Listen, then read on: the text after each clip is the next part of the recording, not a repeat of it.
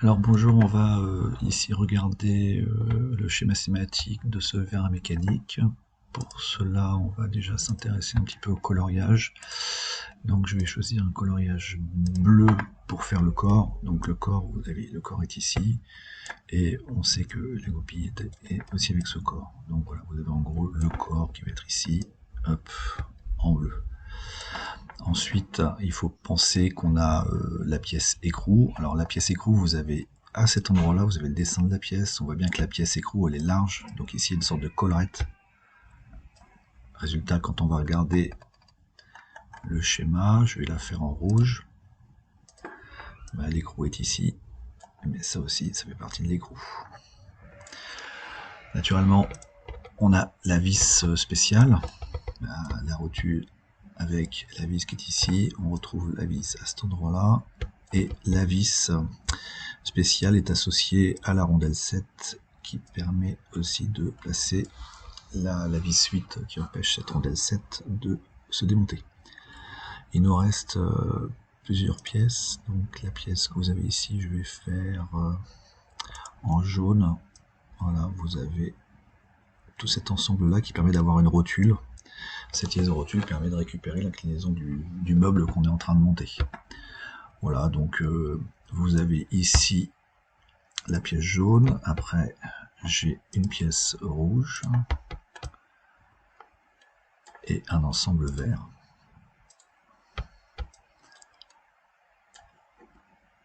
Donc par rapport à tout ça, on va indiquer, mettre la machine à écrire. Rouge, c'est l'écrou.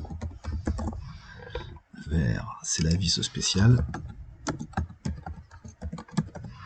Et puis jaune, j'appelle ça le chapeau. Voilà. Et vous avez le corps qui est à cet endroit-là. Donc maintenant, on va regarder les différentes liaisons. Je vous rappelle que quand on regarde les liaisons entre les différentes pièces, on n'oublie pas, on regarde uniquement deux classes d'équivalence, on enlève toutes les autres. Donc par exemple, entre le corps et le chapeau, il n'y a aucune liaison, il n'y a rien, d'accord, il n'y a pas de contact. Entre le corps et l'écrou, oui, il y a quelque chose. Si vous avez regardé la vidéo précédente, vous savez que c'est une liaison appui-plan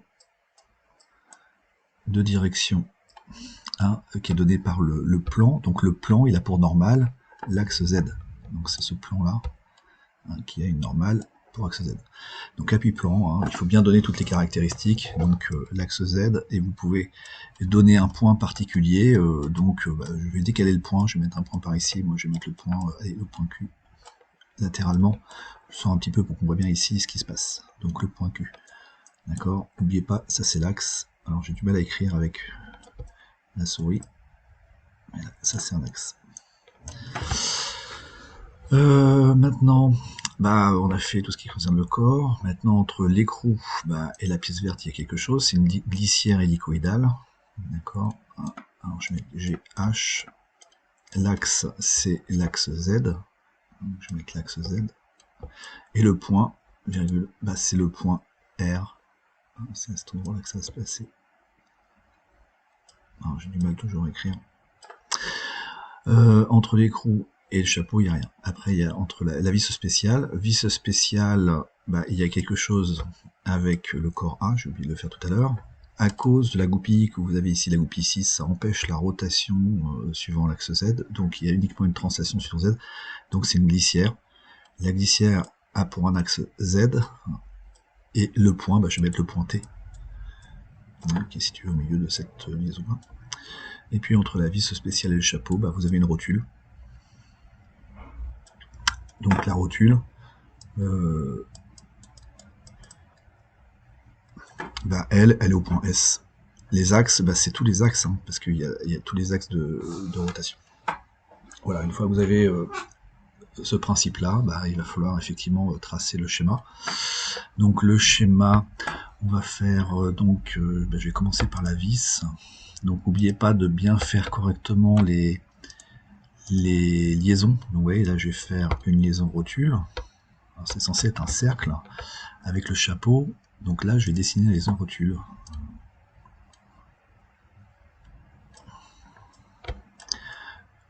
Et donc je descends avec un petit trait ici. Ensuite, je vais dessiner la liaison glissière hélicoïdale. Je la fais rapidement. Et donc la liaison glissière hélicoïdale, elle est avec la pièce rouge. Donc je fais le rectangle.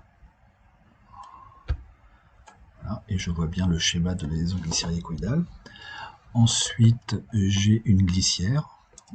La glissière, donc je vais d'abord tracer le rectangle. C'est au point T.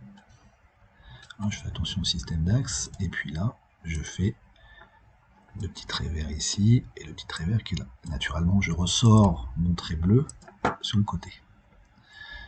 Voilà. Une fois que j'ai fait ça, il me manque l'appui-plan. L'appui-plan, c'est entre du bleu, donc je vais le dessiner ici sur le côté, du bleu et du rouge. Donc ça va être les gros. Voilà. Maintenant, je vais relier mes différentes couleurs.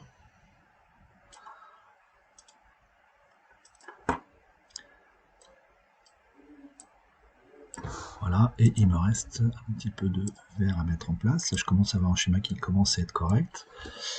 Il va falloir que je termine mon schéma, notamment avec un petit peu d'habillage. Donc je vais placer la pièce de référence, c'est la pièce bleue, donc je vais faire la masse. Voilà, c'est des petites hachures. Et puis ce qui est important au niveau du système, c'est que le haut du vérin est plat. Donc ouais, ça s'oriente sur la pièce. Donc je vais dessiner ce plan là.